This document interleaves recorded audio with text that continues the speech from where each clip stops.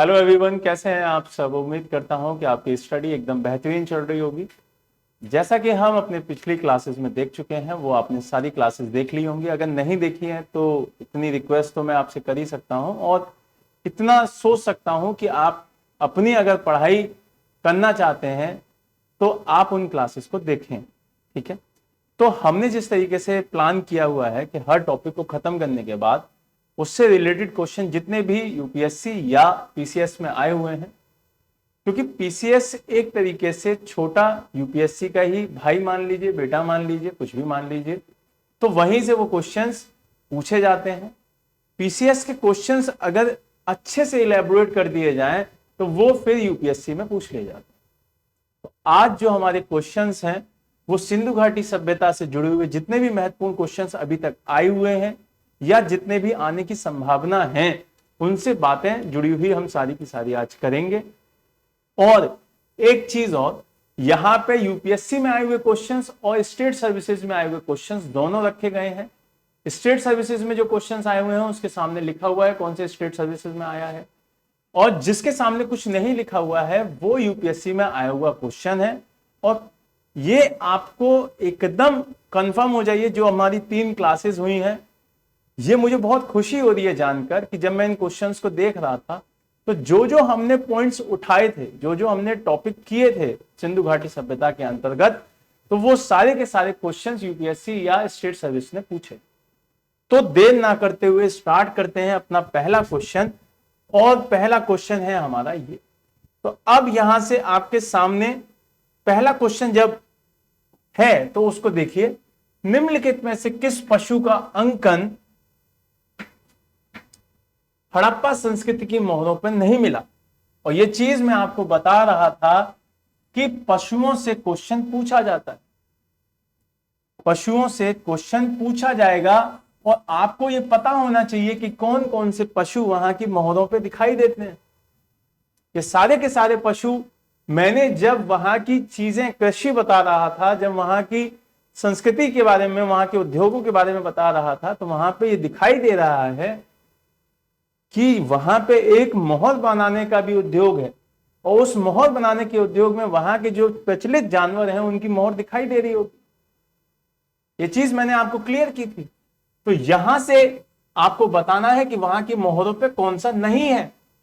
ये चीज आपको हमेशा ध्यान रखनी है, नहीं है या है, आपको एकदम फोकस में रखना है। तो यहां नहीं है पूछी है, तो आप देखिए, बैल दिखाई देता है, देता है। हाथी दिखाई देता है, देता है।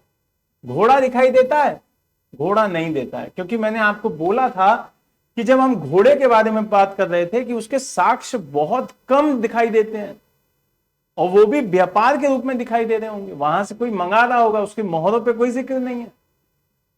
घोड़े का जो साक्ष्य मिलते भी हैं, दिखाई भी देता है, तो मोहरों पे दिखाई नहीं देते हैं। ये भैंस नहीं होगा, ये भैंसा होगा, तो ये चारों दिखाई देते हैं। घोड़े वाला मोहरों पे नहीं दिखाई देता, उसके साक्ष्य मिलते हैं लेकिन मोहर पे नहीं दिखाई देता। क्लियर? अगले क्वेश्चन पे चलें। मणपटिका पर उत्कीर्ण सिंह युक्त देवता की कृति प्राप्त हुई है। अब ये आपको बताना होगा कि जो मणपटिका है उस पे एक सिंह युक्त एक चित्र दिखाई देता है, एक देवता का फोटो दिखाई देता है, वो कहां से प्राप्त हुआ है? वनावली से, कालीबंगन से, लोथल से या सुरकोटदा से? सबसे पहले तो हमें ये चीज पता होनी चाहिए कि ये शहर कहां पड़ते हैं, इन शहरों के खोजकर्ता कौन थे, ये कौन सी नदी पे हैं।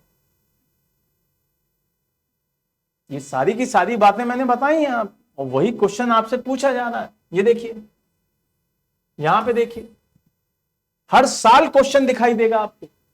2008, 2009, यहां तक कि आगे के क्वेश्चंस जो दिखाई दे रहे होंगे उसमें सारे के सारे क्वेश्चंस ये दिखाई देंगे।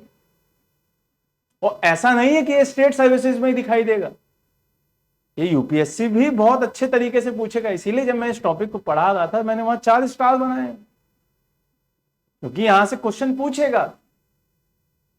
तो ये जो चीज दिखाई दे रही होगी वो कालीबंगन से दिखाई दे रही होगी, क्योंकि जब कालीबंगन देख रहे थे तो हमने ये देखा था कि वहां से दो तीन चीजें बहुत क्लियर दिखाई देती हैं।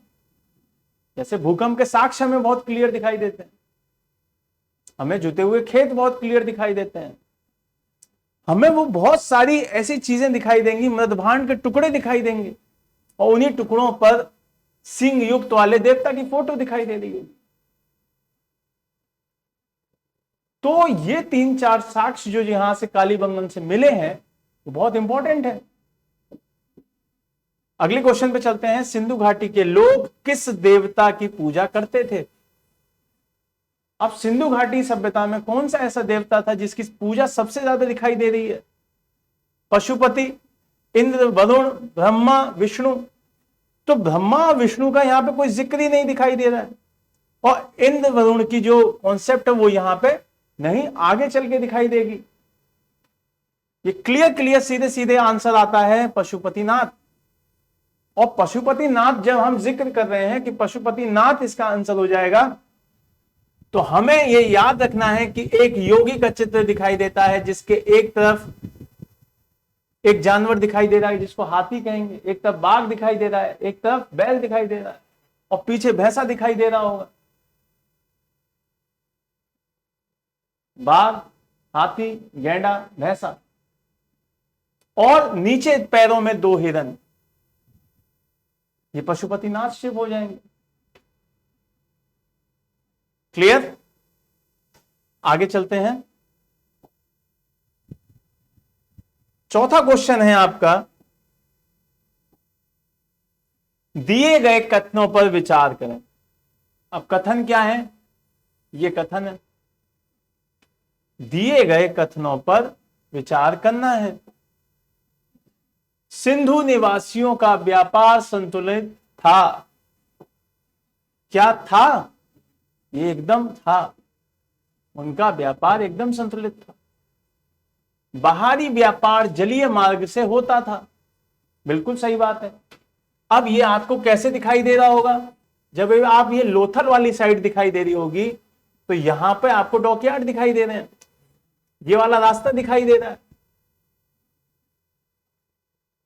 जिसमें गल्फ ऑफ कॉम्बे वाला दिखाई दे रहा होगा आपको एरिया। ये लोथल की सबसे बड़ी साइट दिखाई दे रही होगी जहां से आपको डॉकयार्ड के साक्ष्य मिलते हैं। और वो डॉकयार्ड ऐसा नहीं है प्राकृतिक हो, मानव निर्मित है। सबसे बड़ी बात, वो मानव ने बनाया है, ये चीज पता होनी चाहिए। फिर स्थलीय मार्ग अज्ञात थे। उपयुक्त में से कौन सा कथन सत्य है? अब आपको सत्य बताना है, ये दोनों चीजें सत्य हैं, पता है हमें, लेकिन स्थलीय मार्ग अज्ञात है, ये बात गलत हो जाती है। क्योंकि जब हम हड़प्पा वाली साइड देख रहे होंगे वहां से एकदम स्पेसिफाइड लिखा हुआ है।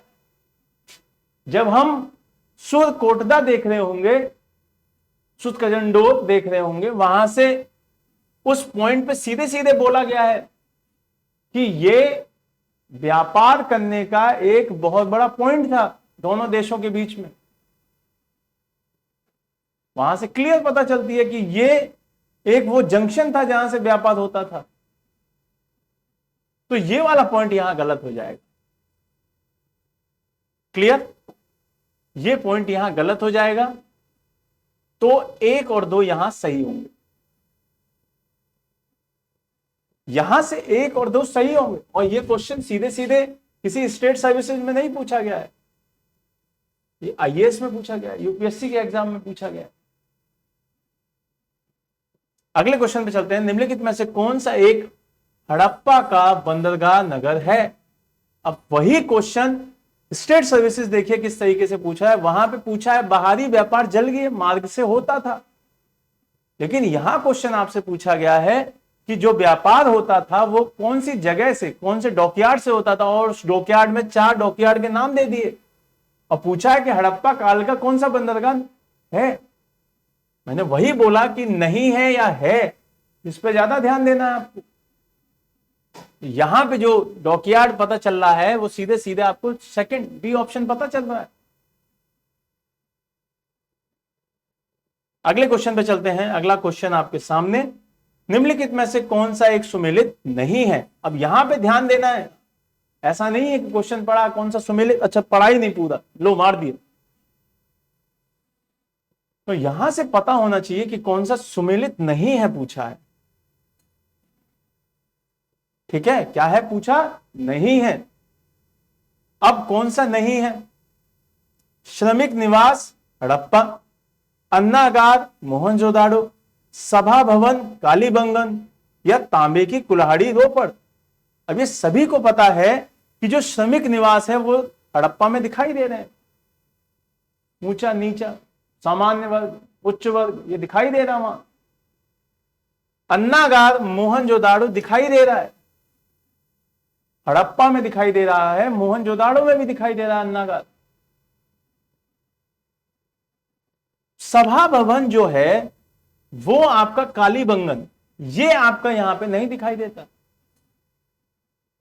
जो सभा भवन दिखाई देता है वो आपका मोहनजोदाड़ो में ही दिखाई देता है। और मोहनजोदाड़ो में जब वो दिखाई दे रहा होगा तो उसकी जो लंबाई है वो 70 मीटर के करीब दिखाई देगी, और जो उसकी चौड़ाई है वो 24 मीटर के करीब दिखाई दे रही होगी।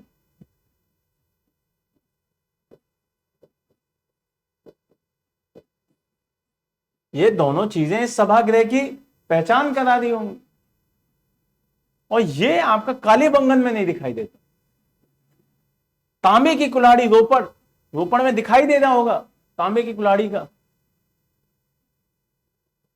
तो इसीलिए कुछ सारी बातें यहां फिर से रिपीट नहीं कर सकता हूं, लेकिन जो पिछली क्लासेस हैं आप उसे देख चुके होंगे तो वहां से बहुत क्लियर हो चुका होगा।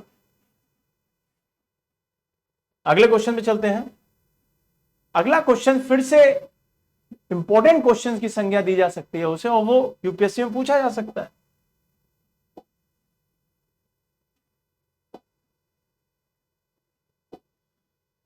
कथन दे रखा है और कारण दे रखा है।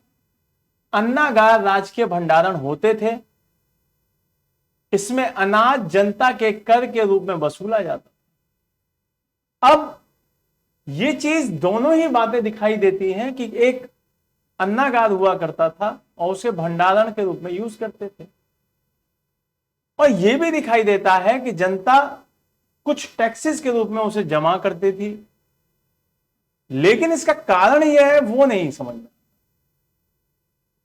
वो चीज यहां पे इंप्लीमेंट नहीं होती। और जो ये मैं आंसर आपको बता रहा हूं वो आयोग के द्वारा ही मान्य है। अगर इसमें कोई ये कहे कि वहां पे कर के रूप में कोई ऐसी बात नहीं पता चलती है तो ये आयोग का आंसर है। आयोग ने यह माना है कि इसमें अनाज जनता से कर के रूप में वसूला जाता था। तो ये दोनों कथन सही हो जाते हैं, लेकिन इसका कारण ये है ये सही नहीं है। तो इस वजह से ये बी ऑप्शन की ए और जो आर है वो दोनों सही हैं, लेकिन आर ए की सही व्याख्या नहीं करता है, तो बी ऑप्शन यहां सही हो जाएगा। अगले पॉइंट पे चलते हैं, अगले क्वेश्चन पे। हड़प्पा सभ्यता में बृहद स्नानागार के साक्ष्य कहां से प्राप्त हुए? ये मैंने क्वेश्चन आपको जब बता रहा था तो बहुत इंपॉर्टेंट पॉइंट लगा के मैंने बताया कि ये कई बार पूछा जाता है, और आप देखेंगे कि हर साल 2008, 2009, 2010 हर साल यूपी पीसीएस यहां से क्वेश्चन पूछती है। और बृहद स्नानागार आपको यहां से पता है कि क्या मिला है? वेनिधि मिली है। राखी गढ़ी से आपको पता है कि क्या मिला है? कालीबंगन से कारी चूड़ियां मिली हैं, और मोहनजोदाड़ो से आपको मिला है बृहद स्नानागार। ये चीज यहां से बहुत क्लियर हो जाती है। जैसे चुनुदुड़ो का अगर नाम आता तो हमें पता होना चाहिए कुछ स्पेसिफाइड पॉइंट कि चुनुदुड़ो का नाम आया है तो मन के बनाने का कारखाना वहां दिखाई देता है, टॉय फैक्ट्री वहां दिखाई देती है।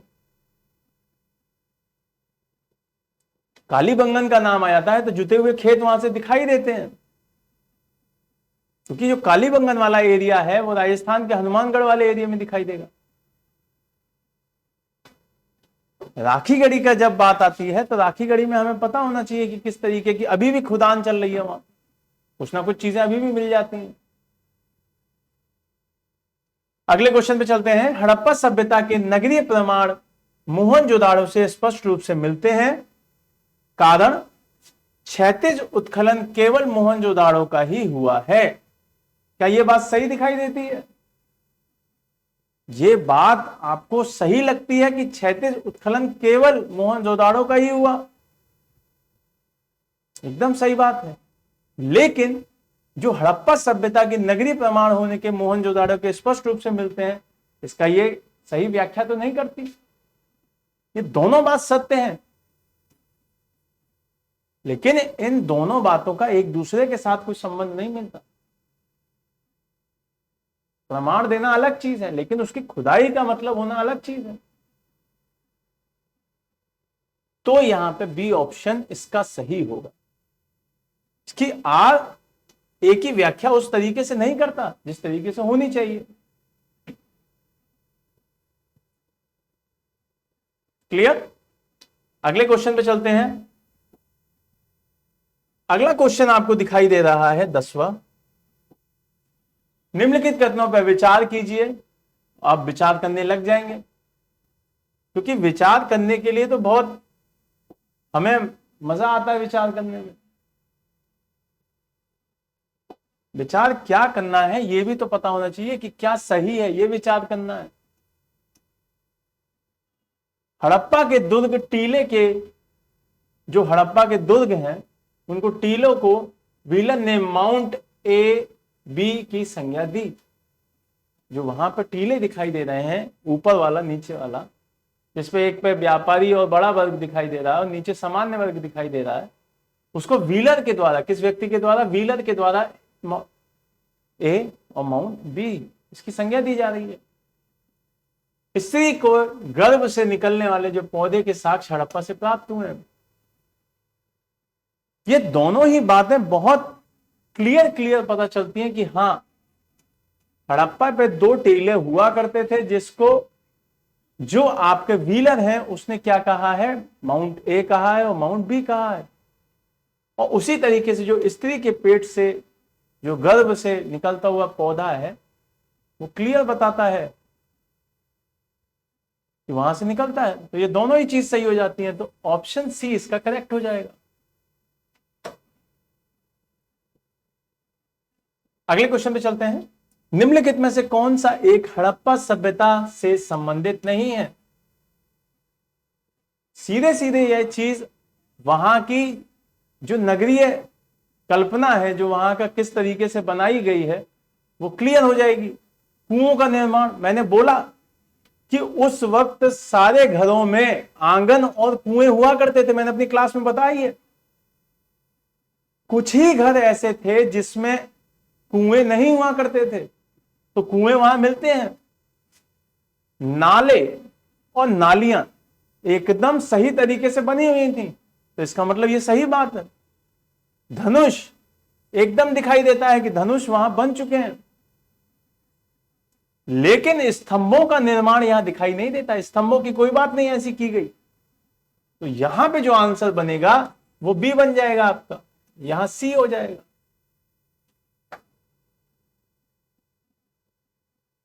तो ये चीज हमें बहुत चीजें क्लियर हो जानी चाहिए। अपनी जो क्लासेस हैं उनको आप देखेंगे, वहां से बहुत क्लियर हो जाएंगी और आपको सारे आंसर लगाने में बहुत मदद मिलेगी। जैसे ये यूपीएससी में आया हुआ क्वेश्चन है। अगला क्वेश्चन देखिए, यूपीएससी का क्वेश्चन है। सूची को, जो पहली सूची है उसको सूची 2 से सुमेलित कीजिए तथा नीचे दिए गए जो कूट है उनका सही उत्तर का चयन कीजिए। एक तरफ आपको बस्ती दे रखी है, एक तरफ आपको नदी दे रखी है। मैंने आपको जब पढ़ा रहा था तो आपको क्लियर बोला था कि आपको चार्ट बना लेना है, एक तरफ बस्ती का नाम लिखना है उस जगह का और दूसरे फॉर्म में उसकी नदियां लिखनी है। तो ये चीज आपको बहुत क्लियर पता होनी चाहिए कि हमने जो पढ़ा है वो अब हमें याद है या नहीं। अब देखते हैं कि हड़प्पा कौन सी नदी पे है। हड़प्पा आपका आता है रावी पे। कालीबंगम जो दिखाई देता है वो दिखाई देता है आपका घग्गर पे। लोथल जो दिखाई देता है वो दिखाई देता है भोगवा पे, और जो रोपड़ है वो आपका दिखाई देता है सतलज पे। अब पहले से तीसरा, दूसरे से पहला, तीसरे से दूसरे से तीसरा, नहीं, पहले से हुआ आपका तीसरा, फिर दूसरे से दूसरा, तीसरे से पहला, बस हो गया।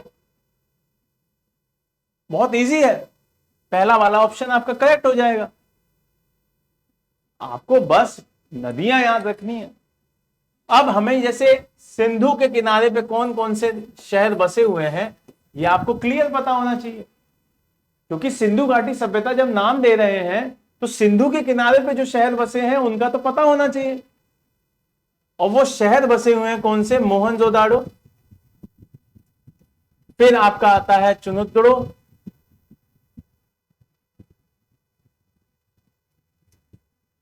और एक आता है आपका जो क्या नाम है उसका,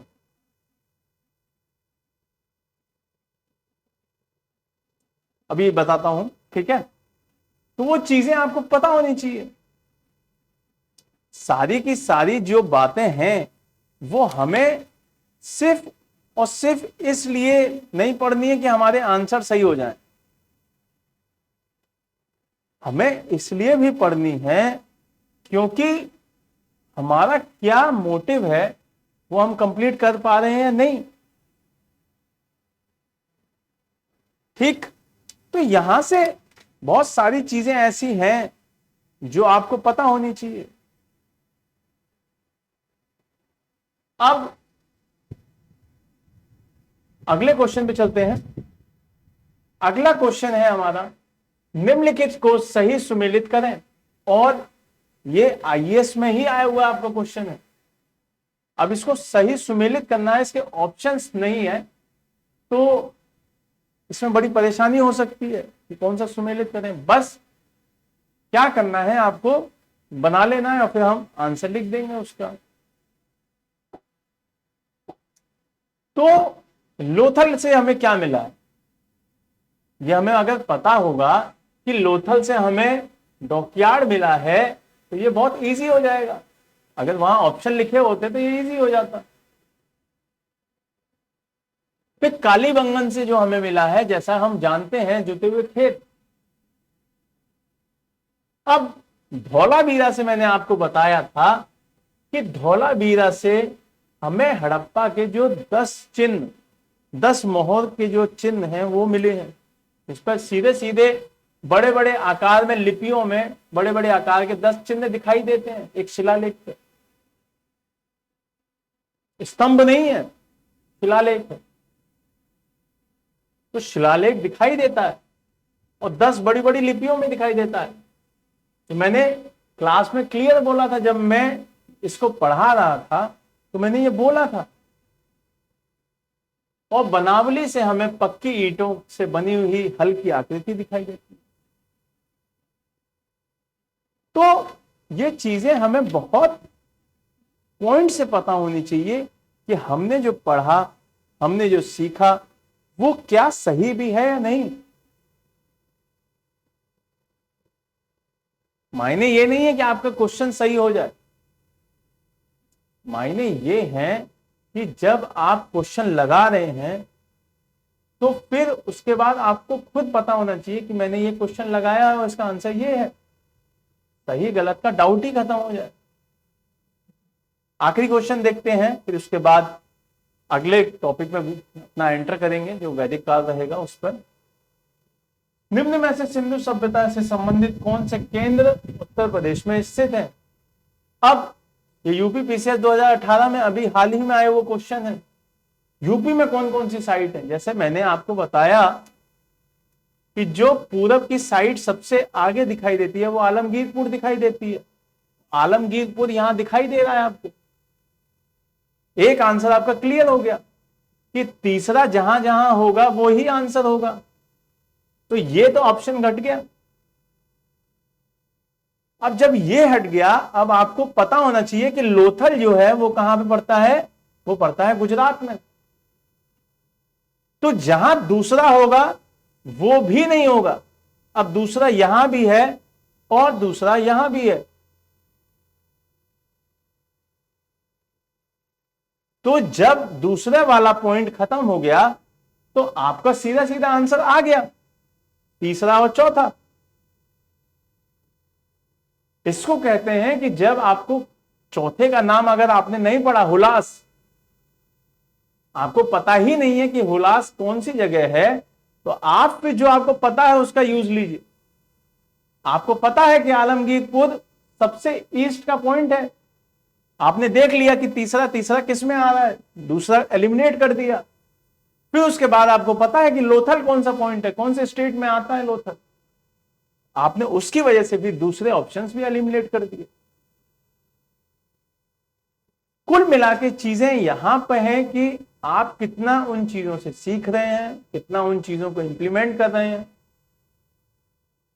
तो बहुत सारी चीजें आपके सामने रहेगी कि आप किस तरीके से उसे कंप्लीट करें।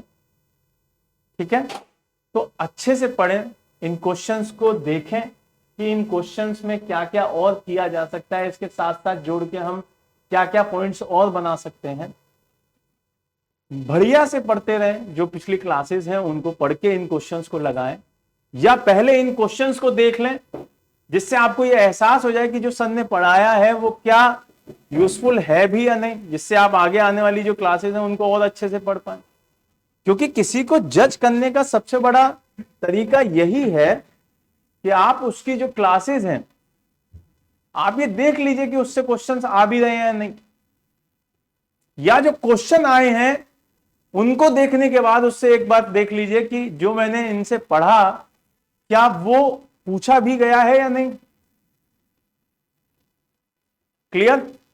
तो अच्छे से पढ़ें, बेहतर तरीके से इन चीजों को सीखते रहें, घर पे रहें, सुरक्षित रहें। जय हिंद, जय भारत।